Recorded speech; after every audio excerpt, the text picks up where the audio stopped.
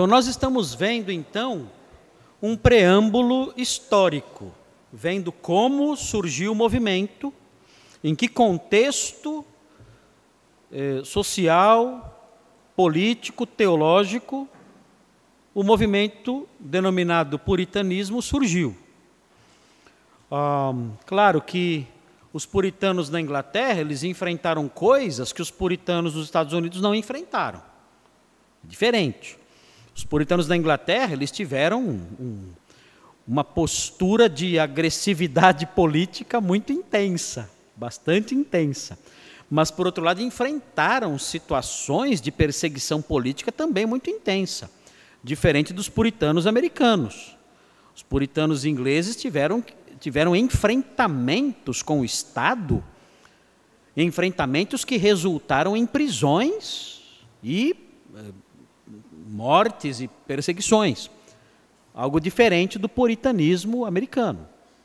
Os puritanos fugiram para a América até por causa das perseguições de que foram alvos na Inglaterra, conforme nós vamos ver aqui nessa segunda parte. Mas é interessante observar isso. Agora, para o aspecto relacionado à vida cristã, o exemplo de devoção e tudo mais, esses aspectos históricos aqui, eles têm uma relevância secundária, né? Nós estudamos isso porque nós somos alunos de teologia e nós não podemos nos contentar apenas com realidades, com verdades de relevância devocional. Nós precisamos ir além disso, já que nós somos, entre aspas, profissionais da teologia. Nós somos mestres da teologia.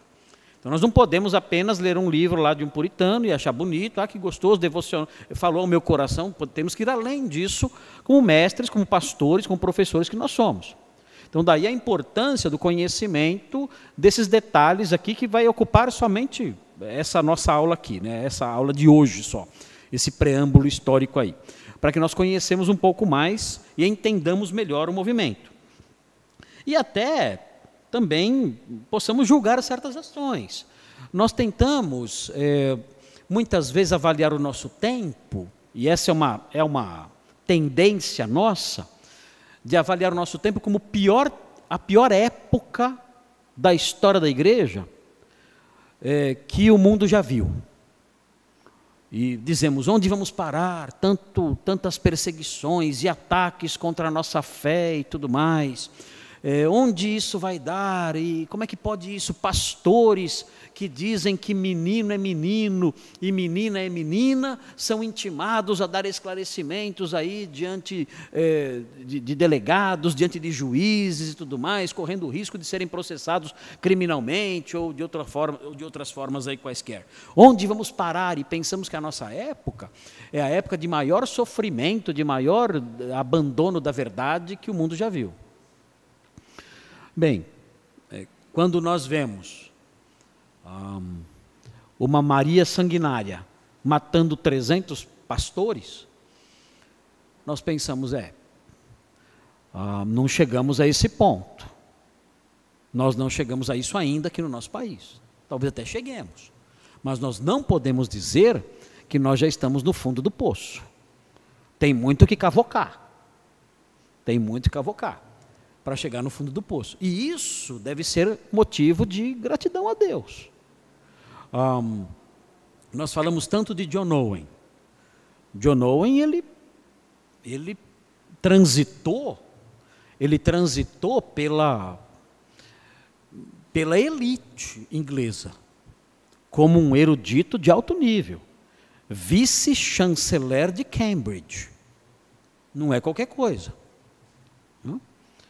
Pregava na residência real. Foi capelão de Oliver Cromwell. Então, um homem de alto reconhecimento, inclusive nos círculos políticos e na elite inglesa.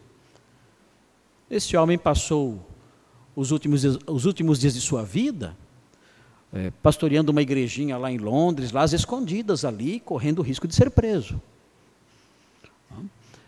Nós não chegamos ainda nesse ponto. Não chegamos nesse nível. de enfrentar prisões,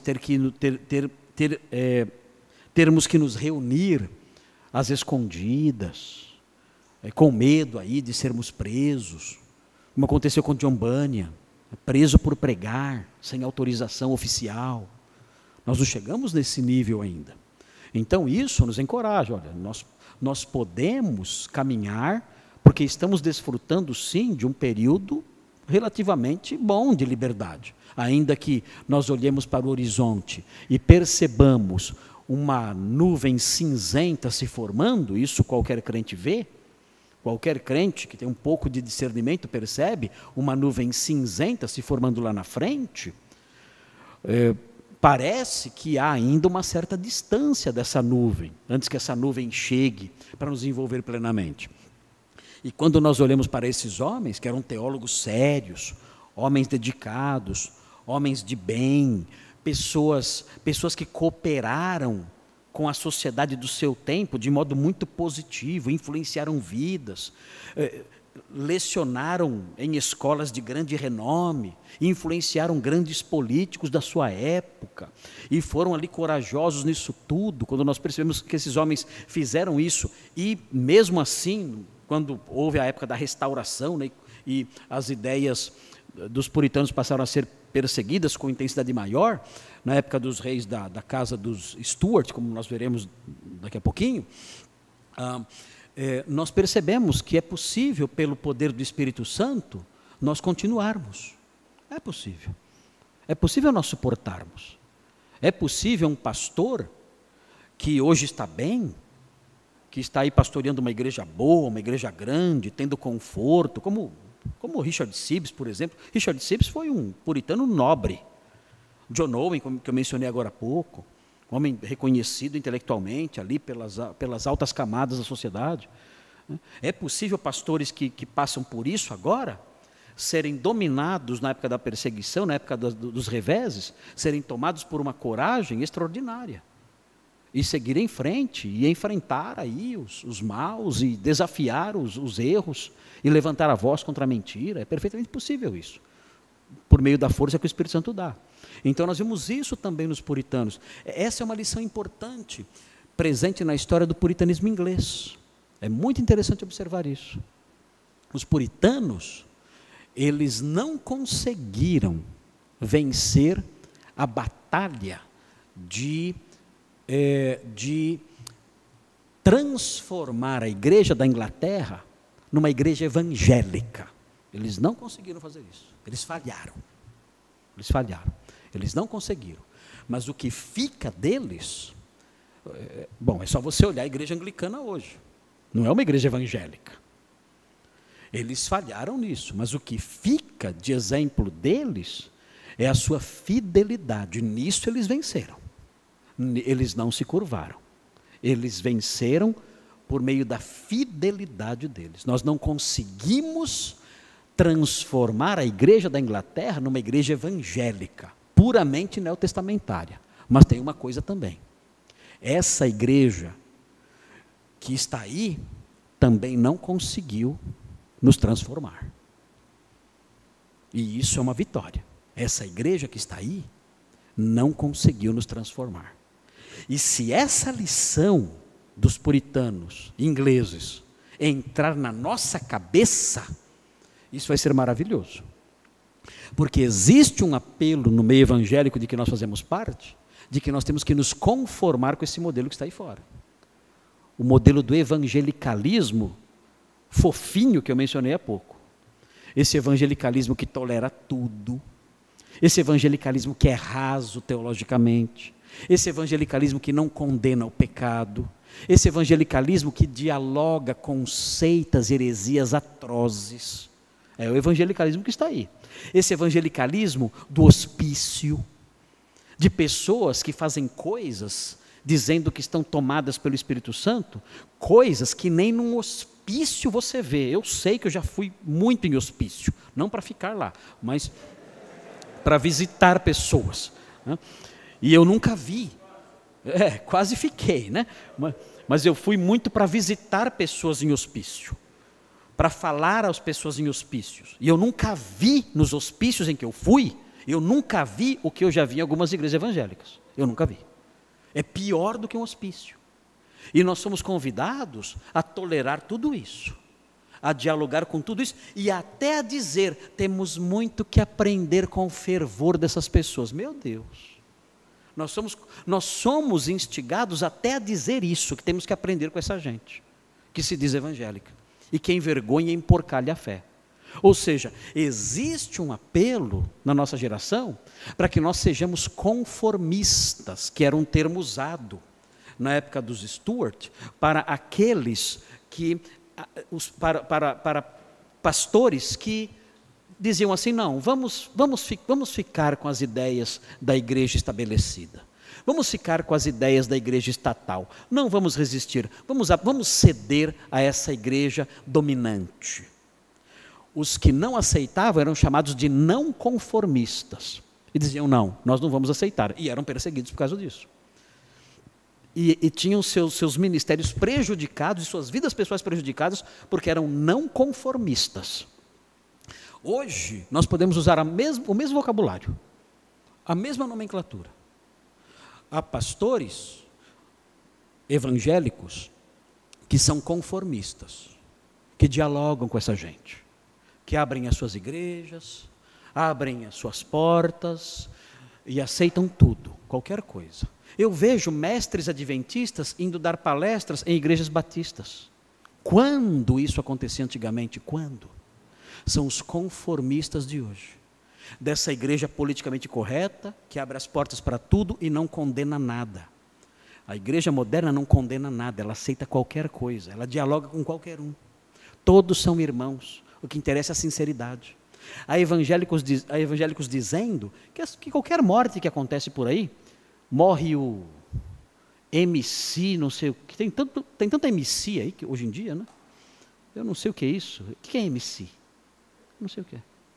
Eu sei que vira e mexe morre um MC, que eu nunca ouvi falar na vida, e dizem que era famoso, né?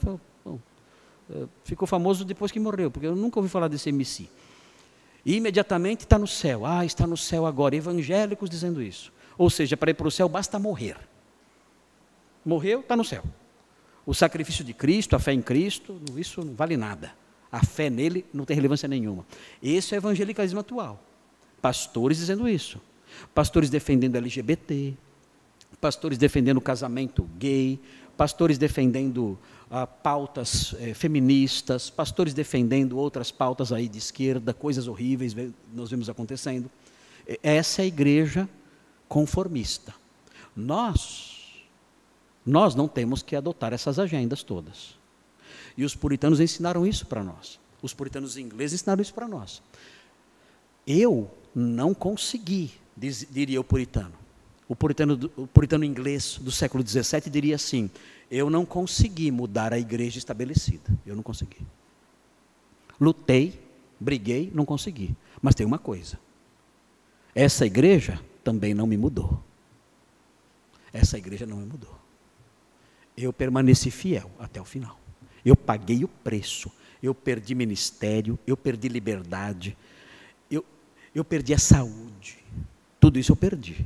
Mas essa igreja que está aí, essa igreja não me dobrou. Eu não a dobrei. Não está aí minha vitória. A minha vitória está no fato de que ela não me dobrou. Essa lição, se os alunos da Charles Spurgeon aprenderem com os puritanos, eu já estou satisfeito no primeiro dia de aula aqui. Não permitir que uma igreja que não se ajusta ao que a Bíblia ensina, nos influencie e modifique as nossas convicções e a nossa conduta como mestres da palavra, como ministros de Deus. Muito bem, vamos aqui seguir então na nossa história, para encerrar essa parte. Amanhã nós veremos outro assunto, eu vou dizer para vocês daqui a pouco qual será o assunto. Mas note aí essa gravura que aparece aí, essa fotografia, essa pintura que aparece aí, de Elizabeth I. É a última aí da casa Tudor, da dinastia dos Tudors. Maria foi sucedida por Elizabeth I, essa aí que está aí. Deixa eu mudar aqui o slide. Não está mudando? Isso, pronto. Isso aí. A impressão que eu tenho é que está muito pequenininho, mas eu olhei depois aqui, parece que dá para ler bem, né? Dá para ler bem a informação aí. Desculpem esses slides com muitas informações assim, mas é que, como não é EBF, não é Escola Bíblica de Férias, mas é um curso de teologia, então eu me senti à vontade para passar essas informações em slides não muito cheios de efeitos e tudo mais.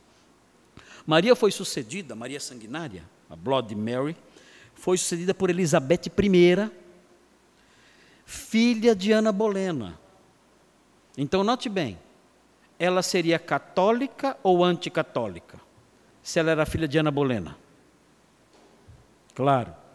Ela teria que dizer que o casamento católico do seu pai com Catarina de Aragão foi inválido. Que o casamento da sua mãe com o casamento anglicano, né, protestante, esse casamento foi válido, para que o seu reinado tenha legitimidade. Então é claro que Elizabeth vai ser protestante, é claro. Então veja, sob quem a igreja anglicana, no ato de supremacia, restabeleceu a independência em relação a Roma, que tinha acabado por causa das decisões da política pró-papista de Maria Sanguinária. Maria Sanguinária, já vimos, ela era católica convicta. Agora Elizabeth I, filha de Ana Bolena com Henrique VIII, Ana Bolena foi a segunda esposa de Henrique VIII, filha dela com ele, ela então sobe ao trono e restabelece a independência em relação a Roma. Na sequência aí, tem aí já a informação, sob Elizabeth, o parlamento aprovou também o ato de uniformidade. Aqui, ela quer o quê? Olha, nós somos uma igreja anglicana independente do papismo, mas tem uma cartilha em que os pastores terão que ler. E a cartilha, eu vou dar a cartilha. E os pastores terão que ler nessa cartilha. Pastores que não lerem nessa cartilha não serão aprovados, não serão favorecidos pelo meu governo. Então, melhorou em relação a Maria Sanguinária? Melhorou. Mas os puritanos não vão ficar contentes com isso. Veja, deu à igreja anglicana sua forma definitiva com governo episcopal e teologia protestante. Melhorou. Mas vejam, os ministros, sob ameaça, deviam aceitar o livro de oração comum. Lembra que eu falei? Um livro de liturgia extremamente rígido, extremamente engessado. E vejam, elaborado por Cranmer, que já conhecemos, e os 39 artigos da religião. Até aí não era tanto problema. Que expressam a doutrina oficial do anglicanismo, moderadamente reformado. Os que não se submetiam, especialmente ao livro comum de oração, o livro de oração comum, eram chamados de não conformistas. Então entra essa expressão para o vocabulário agora. Os conformistas e os não conformistas. Quem eram os conformistas? Aqueles que olhavam e diziam, não, eu não quero problema, não vou dar murro em ponta de faca, não vou entrar em choque com a igreja alta, com a igreja estatal, com a coroa. Eu vou ler na cartilha de Elizabeth. Eu vou adotar o livro comum de oração e vou assinar os 39 artigos sem problema nenhum. Eu não quero conflitos com essas coisas. E esses não terão problema. Agora, os que não se sentem à vontade com isso, as suas consciências não permitem isso, esses terão problemas. Bom, eu coloquei algo aqui sobre o livro de oração comum, livro comum de oração. Próximo slide, dá para mudar aí? Acho que eu não estou conseguindo mudar aqui, não sei se acabou a pilha. Mas o próximo slide.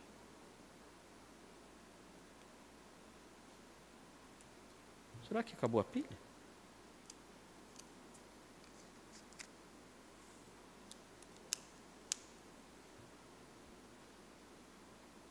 Isso, esse aí. Tem alguma coisa errada, né, acontecendo para carregar agora.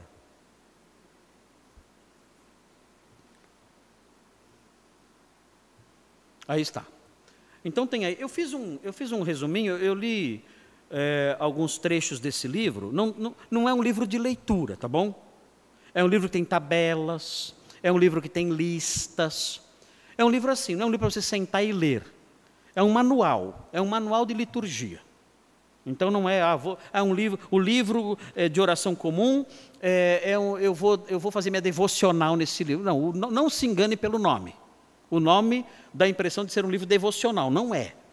Você vai encontrar no livro isso, calendários, tabelas, listas, não é um livro devocional. Então, eu fiz aqui um resuminho para vocês terem uma ideia do que é esse livro aí. A ideia da liturgia fechada, da missa, né?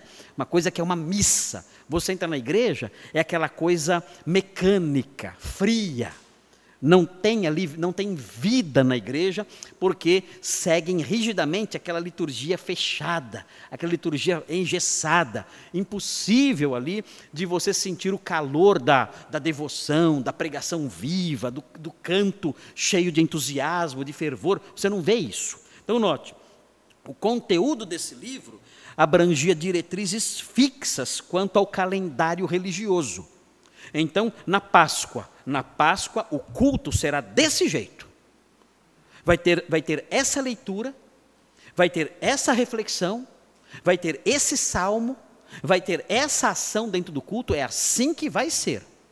O ministro vai ler tal coisa, a congregação vai repetir tal coisa, então o ministro vai se voltar para o lado, vai se voltar para o outro lado, vai ministrar o sacramento e vai dizer tais palavras. Era assim. Então, nesse dia, é desse jeito que tem que ser. No culto de Natal é desse jeito que faz. Mas eu queria que as crianças cantassem, nem pensar nisso. O culto de Natal tem essa liturgia específica. Vocês não podem mexer nisso. Então, era uma rigidez extrema para manter a uniformidade. Era uma igreja só, com uma liturgia só. E os pastores fazendo todos a mesma coisa. Vejam, diretrizes fixas quanto ao calendário religioso, listas diárias de leituras e orações previamente escritas. Você não ora do jeito que você quer, é a oração do jeito que está escrito lá. Você não pode, vou orar o que dá na telha, não, tem que ser aquela oração, com os seus respectivos horários. Tudo ali designado, previamente. Instruções litúrgicas extremamente fechadas, referentes à celebração de cultos regulares ou realizados em dias santos. Determinações específicas quanto à forma de ministração dos sacramentos, tabelas de salmos a serem lidos em tempos fixados, entre outros elementos que todo ministro anglicano deveria observar com rigor. Já pensou isso? Já imaginou? Era assim. Esse é o livro de oração comum.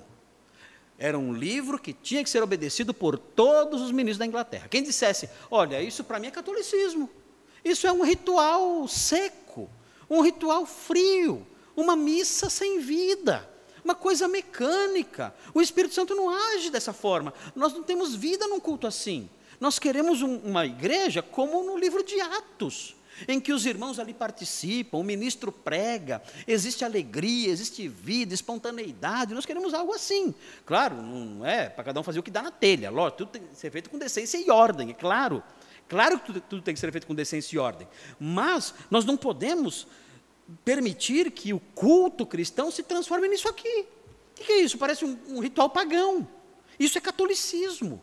Isso é algo que lembra tudo que nós mais detestamos, que é o romanismo, o papismo, esse controle total do culto cristão, que acaba deixando de ser cristão.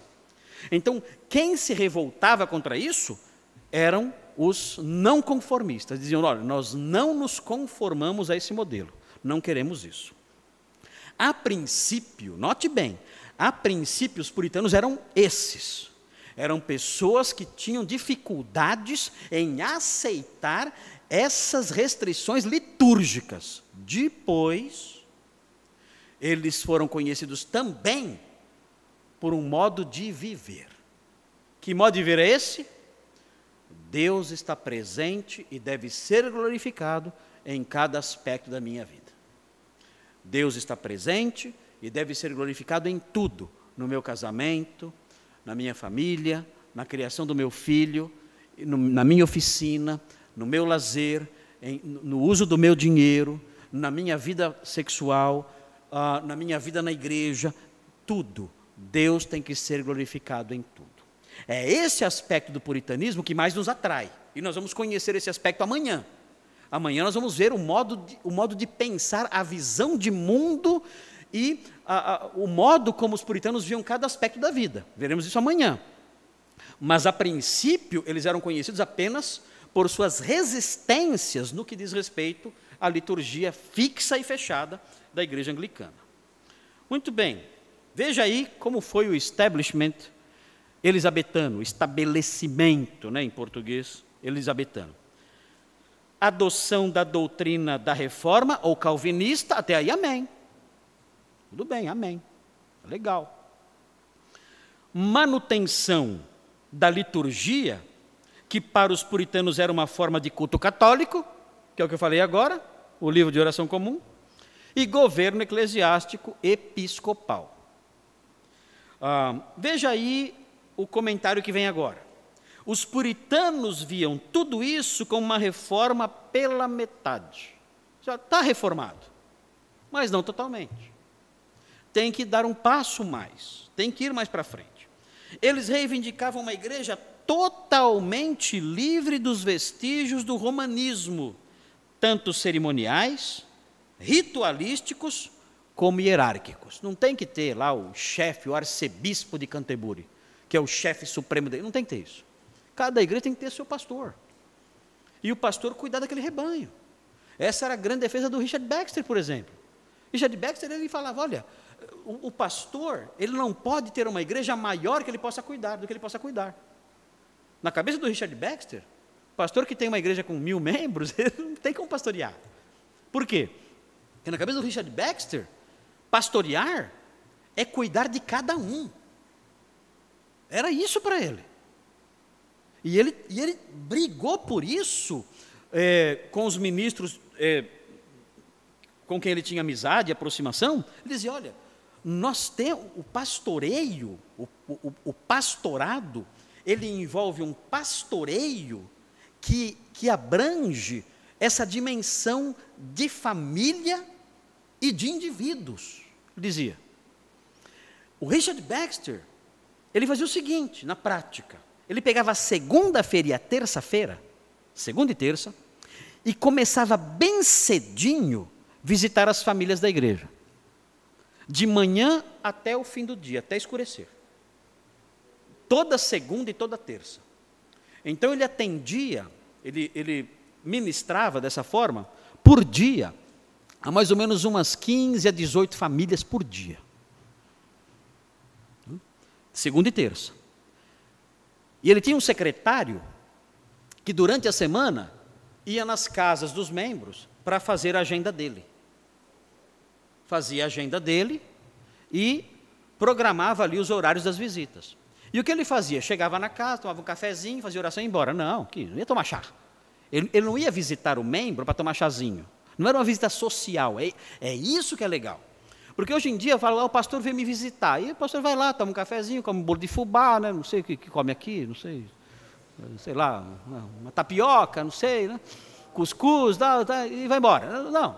Não é isso aí. Não tem dessa. O pastor ia visitar porque ele via nisso um dever acadêmico. Ele levava o catecismo e ensinava o catecismo, não é coisa de católico. Catecismo que eu falo é um método de ensino que envolve pergunta e resposta. Então ele levava o catecismo e ensinava as pessoas da família. E quando ele parava num determinado ponto, ele falava, bom, na próxima semana eu continuo a partir daqui, ou no próximo encontro eu continuo a partir daqui. Mas ele ensinava àquela família o catecismo. Tirava as dúvidas. Qual era o objetivo dele? Ele pensava assim, eu quero plantar no coração dessas pessoas as doutrinas básicas. Aliás, é meu livro, né? Se ele tivesse meu livro, ele poderia ter usado, né? Mas era essa a expressão que ele usava. Ele dizia, eu quero plantar no coração das pessoas as doutrinas básicas, para que elas entendam a salvação e cresçam nela. Ele dizia assim, ele pensava, eu não posso dar para a minha igreja um alimento sólido, se eles não passarem primeiro pela fase do leite. Ele pensava assim, junto com Agostinho de Hipona, que ele lia bastante. Ele pensava assim, se eu der comida sólida para um bebê, o bebê não vai ficar forte, ele vai ficar fraco. É verdade, dá feijoada para um bebê, você mata o bebê, ele não aguenta. Então eu não posso dar comida sólida e pesada para um bebê, eu tenho que dar leite. Então o que ele fazia? Ele ia nas casas, na segunda e na terça, durante o dia todo, visitava ali cerca de 18 famílias, mais ou menos, por dia. O objetivo dele era visitar todos ao longo do ano, ensinando, o objetivo era uma visita didática, ele ia ensinando essas pessoas, uma visita acadêmica, em que ele ia plantar as doutrinas básicas da pessoa para preparar a pessoa para doutrinas mais profundas. Essa era a ideia dele. Era isso que ele queria fazer. Ele pensava, para eu fazer isso, eu não posso ser pastor de uma igreja grande. A igreja tem que ter o tamanho que viabilize esse trabalho por parte dos pastores. E ele dizia, e os pastores têm que fazer isso. Ele dizia, os pastores têm que fazer isso. Base bíblica, Paulo fazia, o texto de Atos fala, em Atos 20, que ele ensinava publicamente e de casa em casa. Ele fala, nós temos que fazer isso. Levar o alimento de casa em casa para cada membro da igreja. Eu falei, meu Deus do céu. É um trabalhão, né? Pensou? Eu falo, eu tenho, na minha igreja tem 180 membros. Eu estou tentando fazer alguma coisa, né? Mas é um trabalhão. Isso aí. Consome todo o tempo da pessoa. É o que eu falei, ele pegava segunda e terça de manhã à noite, fazendo isso. Mas a visão dele qual era? Não era uma visão hierárquica. Tem lá o arcebispo, depois abaixo dele, todas aquelas camadas. Ele não. É o pastor responsável pela sua congregação local. E ele sabendo que ele tinha que dar um alimento básico para aquelas pessoas, preparando-as para alimentos mais sólidos. E ele sabia que isso iria prepará-las para uma santificação maior, e isso garantiria que elas tivessem elementos para avaliar se eram salvas mesmo. Qual era a preocupação maior do pastor? Onde essas pessoas vão passar a eternidade. Essa era a preocupação maior. Checar onde essas pessoas vão passar a eternidade. Eu tenho que bater nessa tecla. Onde essas pessoas vão passar a eternidade. Elas têm que avaliar isso. E para avaliar isso, elas têm que ter conhecimento da verdade. Então, os puritanos tinham essa visão. Não a visão de uma igreja hierárquica, em que tem lá um papa em Canterbury, que governa a igreja por meio, e faz com que a igreja funcione a partir do livro comum de oração, que era uma liturgia mecânica e sem vida nenhuma. Bom, note aí na sequência da leitura, a princípio o movimento se concentrava em questões litúrgicas, mas logo se desenvolveu numa atitude distinta em face da vida. Que é o que eu tenho realçado aqui com vocês. Incapazes de se conformar à igreja estatal, muitos puritanos se tornaram dissidentes e separatistas, sendo removidos de suas posições eclesiásticas, e nós veremos isso ao longo da semana. Eu vou mostrar alguns exemplos de homens, grandes pastores, que sofreram por causa da sua firmeza, não querer se conformar ao modelo de igreja que o Estado fixou para a Inglaterra naqueles anos, no século XVII, especialmente. Bom, tem aqui um exemplo do que aconteceu aqui. Thomas Cartwright. Note bem aí o que acontece, um exemplo do resultado do establishment elisabetano entre 1569 e 1570, sob o reinado de Elizabeth I, que é quem estabelece aí o modelo, como deveria funcionar o ato de uniformidade, como a igreja tem que funcionar. Thomas Cartwright perdeu o cargo de professor na Universidade de Cambridge. Olha como começa a coisa. Ele perde o cargo de professor em Cambridge por argumentar em favor de um cristianismo simplificado. Como é na Bíblia, né? E uma forma presbiteriana de governo eclesiástico, baseada no livro de Atos. Ele dizia, olha, no livro de Atos a igreja não é assim. Ela tem um culto simples, a leitura, a pregação, a oração, a comunhão dos irmãos, a celebração da ceia. Assim, não tem essa liturgia pesada. E o governo não é esse governo episcopal, não. É um governo em que presbíteros ali estão presentes, pastoreando a igreja. É assim que funciona. Por causa disso, ele foi afastado do seu cargo de professor na Universidade de Cambridge. Então, esses atos que começam já no reinado de Elizabeth I, vão tomar vulto, vão crescer mais. Claro que vai haver reações referentes a isso, mas o preço terá que ser pago. Bem, na sequência aqui, você vê uma distinção que os historiadores fazem aqui, os dois partidos da igreja anglicana. Você vê a igreja alta, ritualista, a igreja estatal, né? Ritualista, defensora da sucessão apostólica, da hierarquia, de uma liturgia formal, a igreja do establishment elisabetano. E a igreja baixa, vem aí, evangélica, partidária de uma reforma calvinista completa. Da igreja anglicana vieram, aí na sequência, os puritanos que defendiam a abolição do livro de oração comum. O livro de oração comum era o principal problema.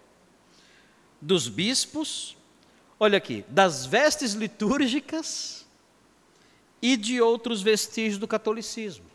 Por exemplo, fazer sinal da cruz. Era um problema. Pode fazer sinal da cruz ou não pode? Eles faziam na igreja anglicana. Usar sobrepelis, vestes episcopais, vestes religiosas, vestes ministeriais para os pastores. Pode fazer isso ou não? Para os puritanos, tudo isso eram vestígios de catolicismo. Eles queriam acabar com isso. O Richard Sibbes, que é um puritano mais antigo, ele não fazia o sinal da cruz. Ele não fazia o sinal da cruz. Mas ele não condenava. Não tem que brigar por causa disso. Uma das marcas do Richard Sibbes é que ele era muito assim, ele evitava confronto, como eu. Ele era um homem, vocês estão dando risada. Mas ele era um homem muito sereno, muito, né, conciliador. Eu não acho que ele fosse um homem covarde, não era o caso dele. Mas ele olhava as coisas e dizia assim, olha, isso aqui é algo tão irrelevante que não vale a pena brigar por isso aqui. Eu não vou fazer, eu não vou me conformar com isso, mas eu também não vou mover céu e terra para acabar com isso. Tudo bem, se alguém quer fazer, faça. Eu não vou fazer, eu não curto o sinal da cruz. Não vou fazer. Se alguém quiser fazer, faça, mas eu não vou brigar por causa disso. Então, ele é até meio confuso, porque nós não sabemos, nós pensamos, mas ele é um conformista ou ele é um não conformista?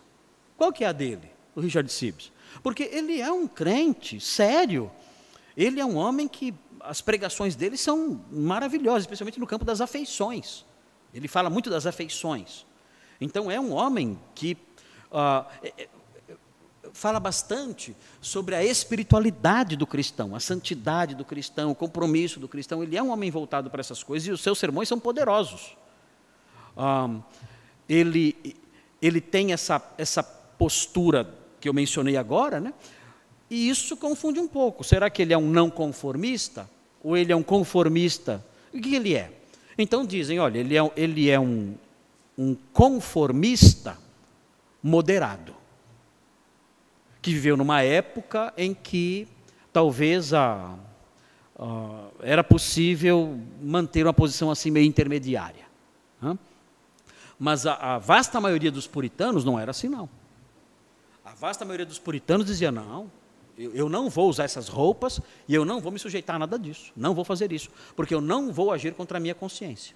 O Richard Sibbes pensava assim, olha, a minha consciência, ela não me incomoda tanto assim em relação a isso. Para mim isso é secundário. Eu não vou brigar, eu não vou cultivar contendas por causa de algo assim.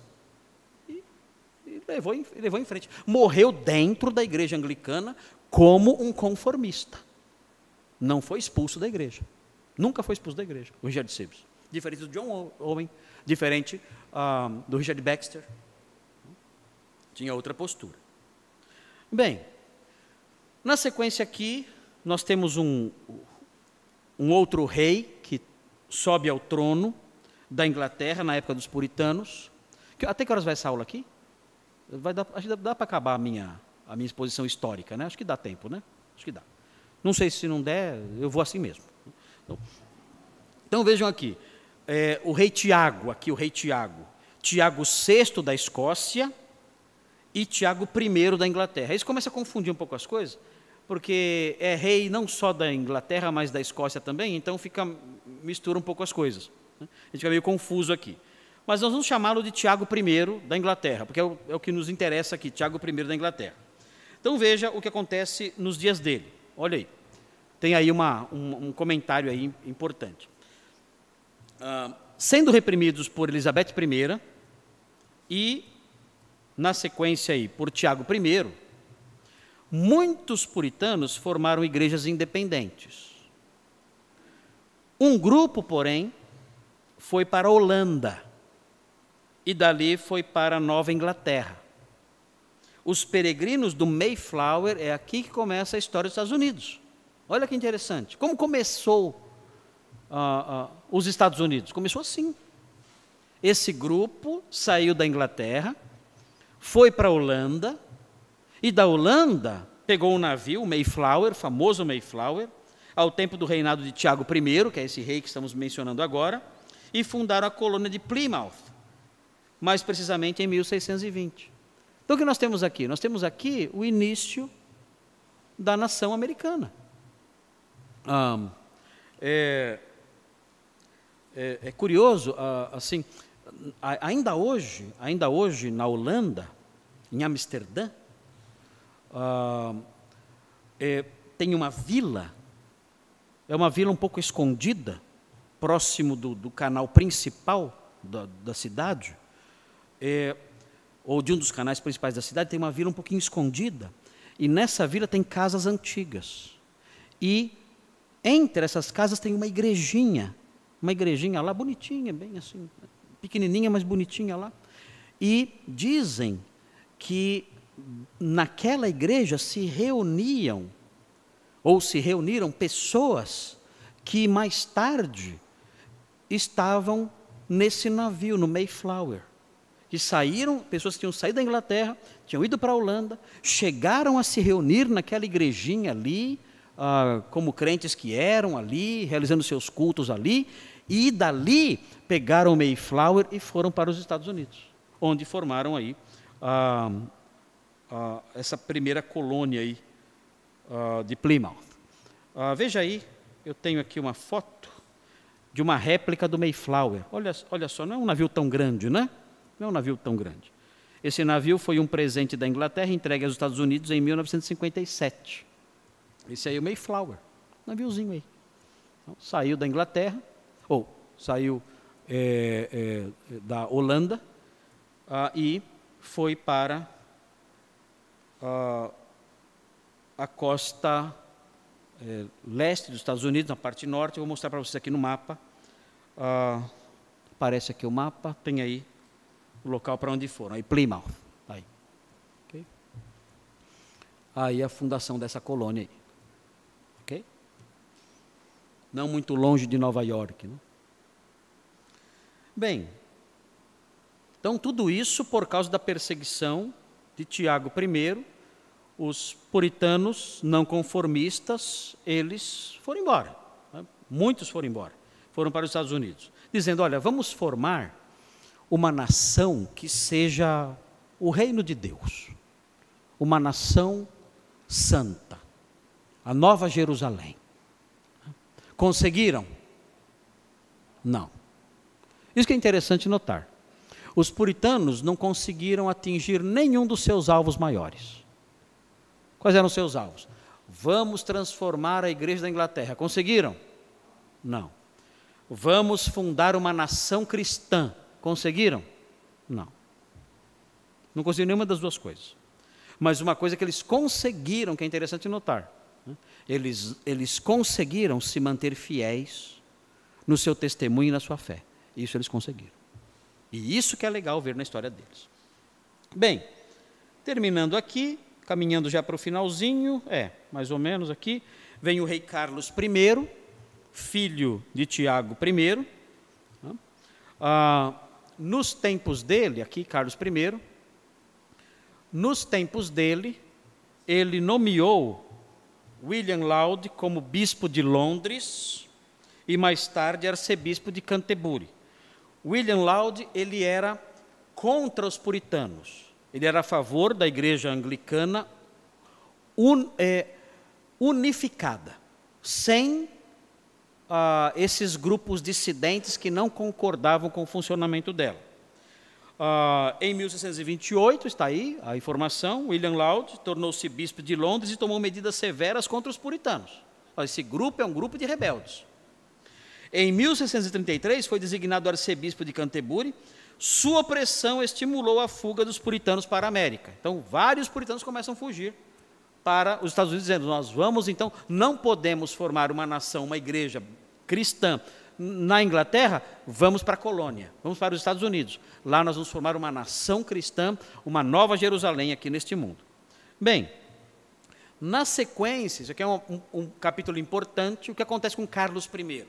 Nos dias de Carlos I aconteceu a Revolução Puritana, liderada por Oliver Cromwell. Qual foi o fim disso tudo? O rei foi decapitado.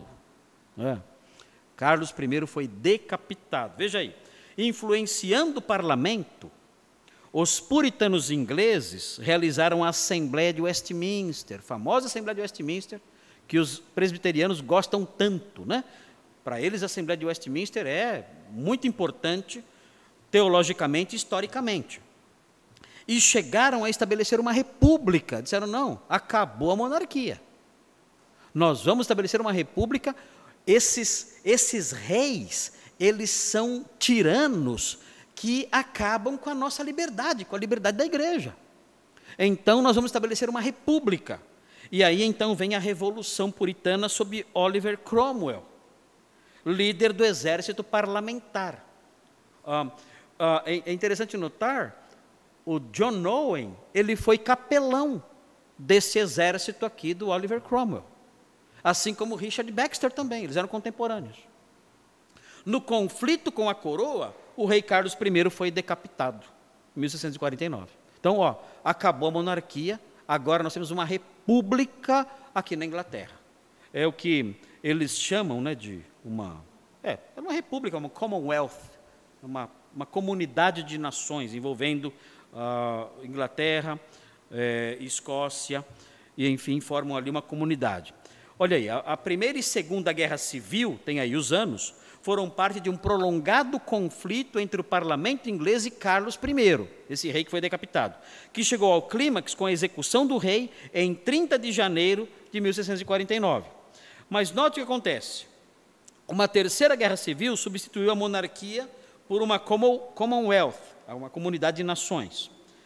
De 1653 a 1659, pelo protetorado, era como era chamado essa forma de governo, protetorado. O Oliver Cromwell é chamado de Lord Protector.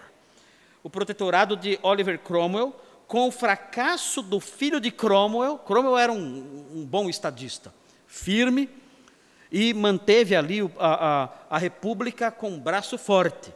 Mas o filho dele, o Richard, era um homem fraco. E não conseguiu manter a república, não conseguiu manter esse modelo de funcionamento do Estado livre da monarquia. O que acontece então? A monarquia foi restaurada pelo parlamento. Não dá. Não dá para ter esse Richard aqui como um líder republicano aqui. Precisamos que o rei volte. O rei tinha morrido, então temos que pegar o filho dele. Então, voltou a monarquia em 1660. Aqui a Assembleia de Westminster, uma foto dela, rapidinho aqui. Olha quem volta agora. Apareceu aí, Carlos II. Pergunta, Carlos II gosta dos puritanos ou não? Odeia. Odeia. Foi por causa dos puritanos que o pai dele foi decapitado. Claro que ele odeia os puritanos, é lógico. Então volta todo o problema de novo. Volta, é a restauração. Agora os puritanos vão ter problemas sérios com esse homem aqui. Com Carlos II, a monarquia foi restaurada em 1660, juntamente com a velha política episcopal. Em 1662, olha o que acontece aqui, mais de 2.000 pastores puritanos perderam seus cargos, inclusive esses personagens que eu mencionei para vocês. Não tiveram, então, sucesso. Claro que a história muda, tem aqui o último slide de história da igreja. Veja o que acontece aqui. Os puritanos eles não conseguiram mudar a igreja, mas conseguiram, pelo menos, liberdade, cerca de 20 anos depois, quase 30 anos depois. Então, veja a informação, em 1688, houve a Revolução Gloriosa, que depôs o rei Jaime II, que era da casa dos Stuart, extinguindo o absolutismo na Inglaterra e inaugurando uma monarquia constitucional. Não havia mais absolutismo na Inglaterra, mas uma monarquia constitucional com um parlamento puritano.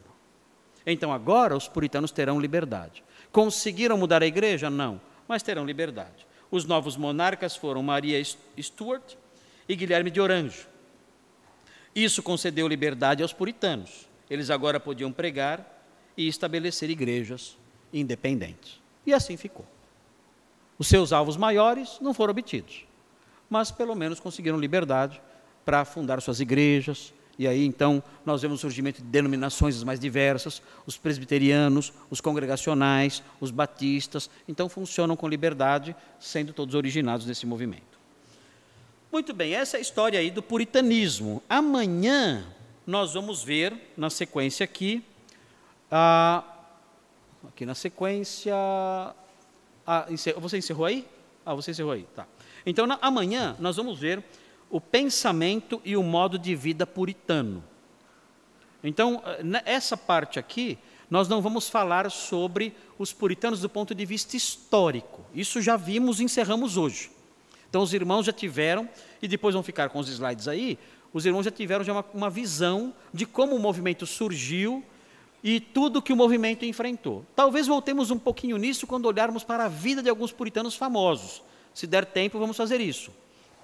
Mas amanhã não. Amanhã nós vamos falar sobre a visão de mundo, o modo de vida desses homens aqui, dos componentes, dos integrantes desse movimento do puritanismo.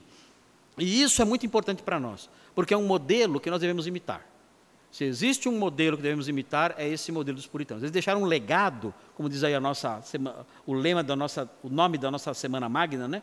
Os puritanos, a sua história e o seu legado. É muito importante observar isso como um legado, o modo como eles viam a vida. E nós temos que resgatar isso, trazer isso para nós também, nos dias de hoje, como crentes que nós somos. Bom, pastor Cleiton tem a palavrinha aí para terminar. Amanhã estaremos de volta, se o Senhor permitir, para dar continuidade aí ao nosso estudo desse movimento maravilhoso, que é o movimento puritano. Enquanto o pastor Cleiton vem aí à frente, vai falar aqui na frente, pastor, deixa eu falar, os irmãos têm perguntado para minha esposa, que livros são esses? Eu tenho alguns livros escritos, mas eu não trouxe todos porque, graças a Deus, esgotaram e eu trouxe só 3 títulos. O primeiro título que eu tenho aqui é Eles Falaram sobre o Inferno, o meu livro dos 3 que eu trouxe é o mais antigo, que conta a história da igreja no século II. Século II, aqui você tem as informações. Este livro é um livro muito importante para entender o movimento gnóstico no século II. Fala bastante sobre esses problemas dessas seitas gnósticas que têm seu embrião no Novo Testamento, no tempo do Novo Testamento, e desenvolvem depois, mais tarde, no século II, na época dos pais apostólicos. Quem gosta da história da igreja, esse livro vai ajudar bastante. O outro livro, esse é um pouco mais recente, é esse aqui, mais recente. É o Pequeno Manual de Doutrinas Básicas. Ele saiu com 55 ou 56 páginas a mais. Então, se você tem o anterior, esse livro tem temas novos, tem temas adicionais em várias áreas. E também mais comentários, mais textos, enfim, você pode adquirir esse aqui também. É a 6ª edição que saiu agora, revista ampliada. Eu acho que é a forma definitiva dele. Acho que eu não tenho mais como acrescentar outras coisas, porque o nome é Pequeno Manual. Se eu acrescentar, vai ficar grande. Então, não posso mais acrescentar sob pena de perder o título do livro. Então, você pode adquirir esse livro aqui para ajudar na sua formação teológica. Às vezes a gente pega livros de sistemática muito grossos, né? 3.000 páginas, você quer estudar para o seu exame de ordenação e você não tem condições de estudar aquilo. Aqui, você mata qualquer exame de ordenação com esse livro aqui. Tranquilamente. Tranquilamente. Esse livrinho aqui, você arrebenta no seu exame de ordenação. Vai tirar 10, tá bom? E pode usar para a escola dominical, discipulado, enfim, estudos particulares. E o último livro que eu tenho, o pessoal pergunta, mas que livro é esse? Que livro estranho, A Cabeça de São Bernardo das Correntes. O que é isso? Isso aqui é uma história, é uma ficção, né? Uma ficção meio maluca aí que eu escrevi na década de 70. É uma história que acontece na década de 70, e é uma confusão que acontece. As pessoas pensam que o crânio de um cachorro são os restos de um mártir cristão. E começam a adorar o túmulo do cachorro. E acontecem muitas coisas nesse livro, muitas aventuras, algumas coisas reais que eu vi na época. Eu não sou muito velho, mas eu vi muita coisa. Outras coisas que eu inventei. Mas qual é a lição principal deste livro aqui? A lição principal é a seguinte: a igreja local, ela tem defeitos, mas ela é um instrumento da graça de Deus para nos transformar. Então essa é a lição principal. Tem outras lições aqui, tem eclesiologia, tem calvinismo, tem tudo, tem pneumatologia, mas a lição principal é essa: a igreja tem defeitos, mas ela é um instrumento da graça de Deus para nos transformar e para salvar o pecador perdido. Deus usa a igreja para proclamar a verdade e para santificar o seu povo. Então, é um livro, eu escrevi para minha filha mais nova, qualquer pessoa entende com facilidade. Se você não gosta de ficção, você pode comprar para dar de presente. Assim, muita gente começa a ler o livro às 10 da noite, só larga no outro dia, às 5 da manhã. Então, gostam da história, é uma história que envolve. Eu sou chato para eu falar, né? Mas o livro é legal, né? Enfim, mas esse é o livro A Cabeça de São Bernardo, é uma ficção. Pastor.